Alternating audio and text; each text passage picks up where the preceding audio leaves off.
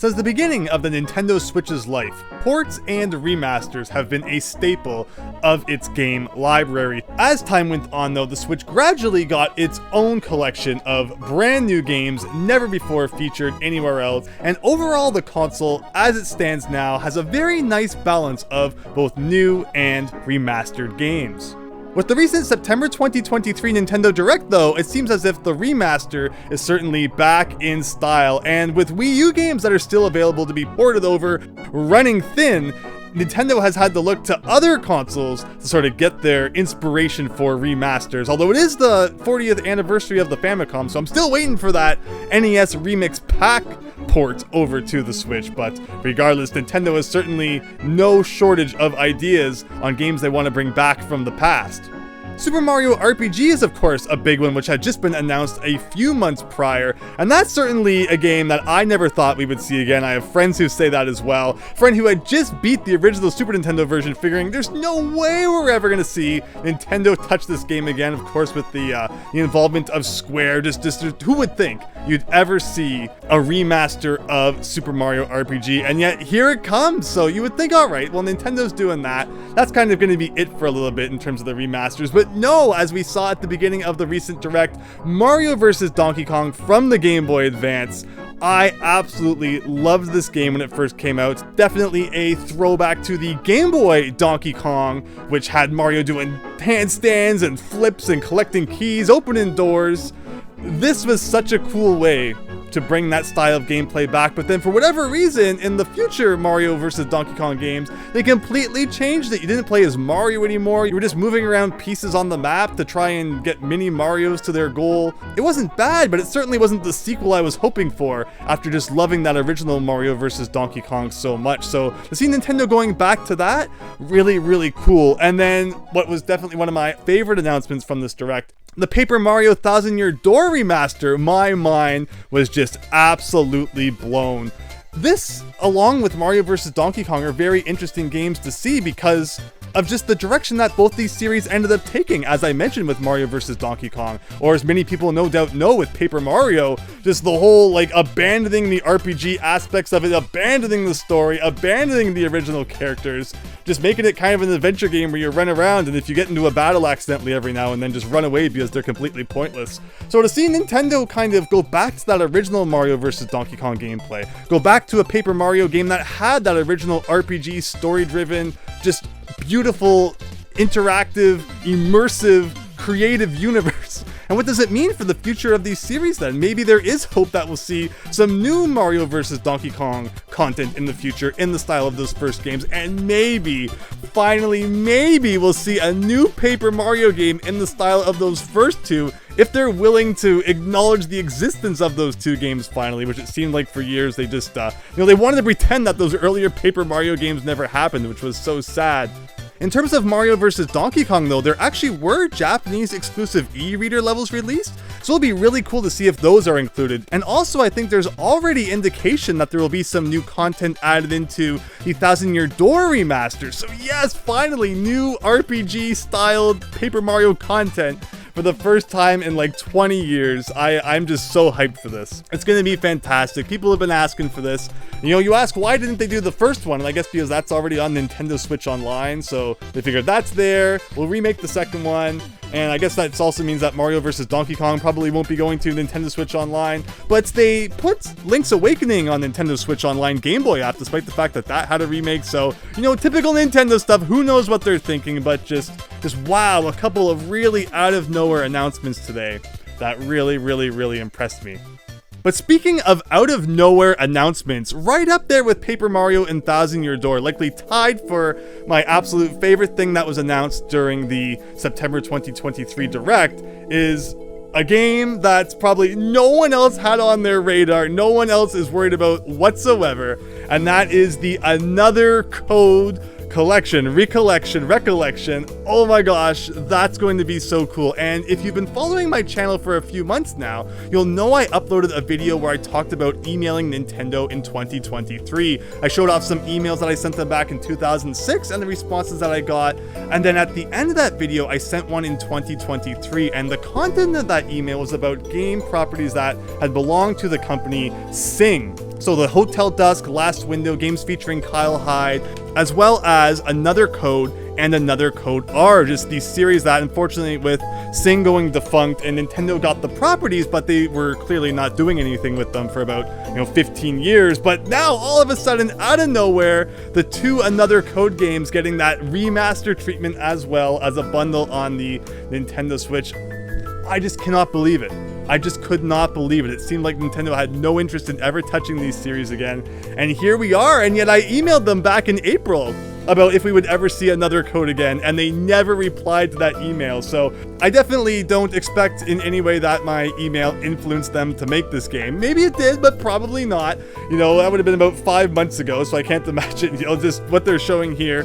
The day they received that email, they got to work on it or something like that. But if it was already in the planning stages and in the works by that point, I wonder if anyone read that and was like, oh my god, what is this guy for real? Like, does he know what's up? And I did not in any way. I am so happy to see the Another Code games back. The original, known in North America as Trace Memory for the Nintendo DS, but Another Code in other regions.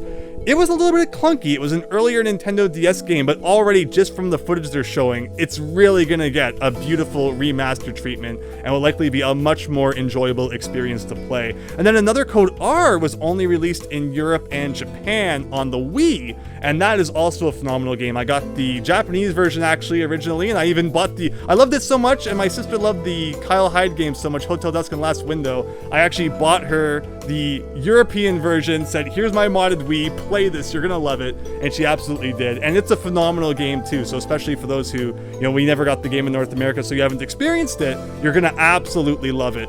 And just, again, what does it mean for Kyle Hyde then? What does it mean for maybe seeing a Last Window Hotel Dusk remaster compilation in this way, and maybe even a sequel? Because there's definitely some loose ends that the Kyle Hyde games could have tied up I would love to see in a third installment, which just now my mind's racing. I had kind of accepted that I would never see these games again, these series again, and here we are. So it definitely ranks right up there as most surprising and now most anticipated games. I cannot wait to play it, especially, again, as I mentioned, because of just how remastered it looks like the original Trace Memory / Another Code is. It almost looks like it's going to be a whole new experience, even if you've played that DS one. So this is one I would recommend everyone keep on their radar. And then, immediately after the Another Code Recollection announcement, we go into something else that's very fascinating. It's like, okay, so what's this one going to be? And it's the Princess Peach game that had been alluded to in the previous Nintendo Direct. And it was revealed to be a crossover with Ball and Wonderworld. Princess Peach and Ball and Wonderworld. Wait, no, that's not right. Although I will admit that that was the impression that I got the entire time. I feel like you could take scenes from Ball and Wonderworld, mix them in with the Princess Peach scenes that were shown, and you'd never be able to tell the difference. Now, I don't say that in a horribly mean way. I will probably be one of the 6 people out there who actually got some enjoyment out of Ball and Wonderworld. Much like Sonic 06, it's a game that had some great ideas. It really had some great potential, but they screwed it up in the execution, rushed it out there, and it's unfortunately became the meme that we all know today. But I'm certainly looking at this Princess Peach game, it's like, that's an interesting direction to take this. It's like, that's definitely not what I expected when a new Peach game was announced. And remember, this is not Princess Peach's first game. There's also Super Princess Peach on the DS, which was very cool. Really enjoyed playing through that one back in the day, but no one talks about it. I think people have even said that they think this is Princess Peach's first game when it's most certainly not. But overall, I'm not entirely sure to know how to feel about this Peach game just yet. It hasn't really wowed me in any way that makes me want to, go out and buy it day one for the full Nintendo price. And I'd love to hear your opinions. Maybe you'll notice something that I didn't, and it will change my opinion in that regard. But otherwise, just like the costumes and the different areas and such, it almost reminds me of Luigi's Mansion 3, where it's just this gigantic hotel. And I remember when I originally got Luigi's Mansion 3, you play the first bit, and you think, oh my gosh, it's going to be open world just like the original Luigi's Mansion was, going between the different floors, completing, like, oh, it's just going to be so cool finding secrets. And then it becomes very linear, where it's like, now you're going to floor 5, which is the movie floor, and floor 6, which is the pyramid floor, and floor 7, which is the archaeology floor. So that's definitely the vibe I'm getting from this Princess Peach games. It's like there's going to be a whole bunch of not in any real way connected worlds that you go through with a cute costume and such. And again, I'm not sure if it piques my interest particularly, but I'll have an open mind about it. Keep my eyes on it into the future. But speaking of Luigi's Mansion, how about that Luigi's Mansion 2 remaster? And funny enough, actually Luigi's Mansion 2, it's literally called that in the trailer, where for whatever reason they called it Luigi's Mansion Dark Moon in North America, but I think it was still Luigi's Mansion 2 in Japan and Europe. But I guess we're just calling it Luigi's Mansion 2 now to make it simple, since there's a third one out there.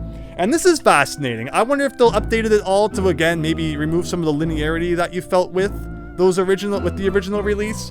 And this one's even worse than Luigi's Mansion 3, where it's not just the floors that are linear, but it's like you do a thing and then you get taken back to EGAD's lab, and then you go back and do another thing and then back to EGAD's lab again. So why they can't really replicate what made the Luigi's Mansion 1 experience so special? I'm not sure why they always kind of try to steer clear from that. But Luigi's Mansion 2, I played it when it released on the 3DS back in the day, and it was a fun game. And for those who are looking for some more Luigi's Mansion action, definitely check it out.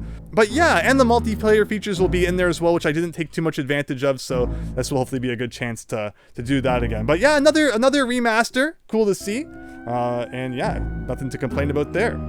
Moving away from Nintendo games for a minute, another remaster which was announced was actually the Tomb Raider 1, 2, 3 collection. And I don't know how many times over the years I've picked up Tomb Raider 1, said, okay, I want to at least play the original Tomb Raider trilogy, put that first game in, played it for a bit, put it down for whatever reason, and then when I came back to it a few months later, it's like, okay, well, I might as well just start again. And I started again, put it down, come back again. So maybe this remaster is finally what I'm going to need to really dive into the Tomb Raider games. There's also the Metal Gear collection coming out in a month or so, and I have that pre-ordered. That will be really cool to be able to play through the Metal Gear Solid games, as well as the MSX Metal Gear games, I think are some really nice additions that are on there. So yeah, it's not just Nintendo in the remaster collection mood. Obviously, some other companies are getting in on it as well, but Konami, of course, has been doing that for a bit. Capcom as well. Switch just definitely a really great console for experiencing games from all sorts of generations, and the NES will always be at the top for me.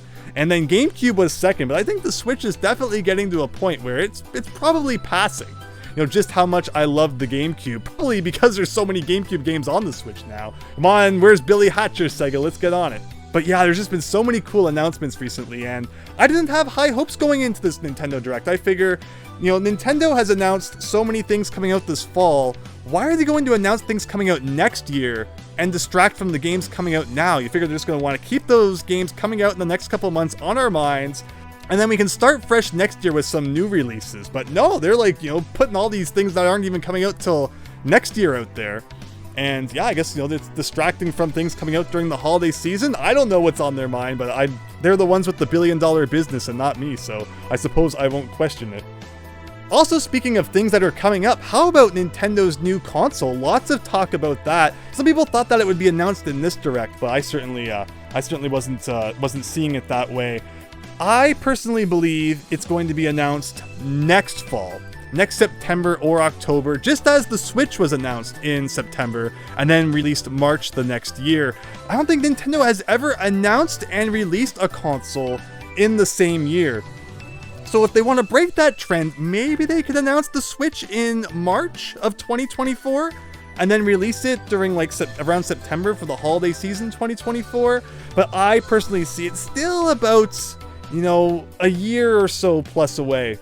And I think it will be announced later into next year. But I think the reason we're seeing so many remasters now is probably because, we're getting Super Mario Bros. Wonder in about a month to kind of hold us over. But I think the next 3D mainline Mario game will probably be like a launch title for the next Nintendo console. So that's kind of where they're putting most of their focus. That's why we're seeing things like Mario Wonder to hold us over, as well as all these remasters at this time. Which again, I'm not complaining too much because the Switch just already has now such a good balance of those new and old titles that I can't complain if there's some remasters thrown into the mix as well. It is just come to have such a wonderful library that yeah, I can't complain too much.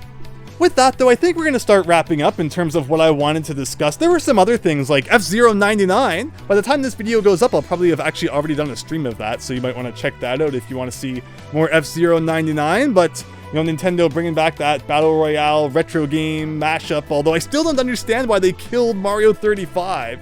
You know, no matter what they release, I'll always have to go back to just how much fun I had with that game. And I'm sure that F-Zero 99 is going to be fun as well.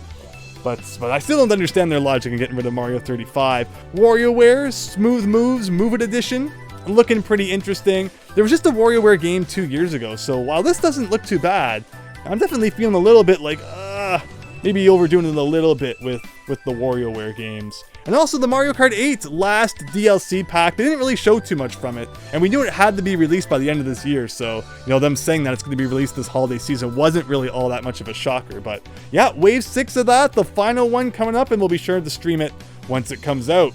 But with that, I won't be keeping you any longer. Please post down in the comments below what some of your favorite announcements from the Direct were and what you thought about, you know, my opinions here and how you may agree or disagree with them. Always happy to read all that sort of stuff and reply to it. And with that, hope you have a wonderful day. So see you later and take care, everyone.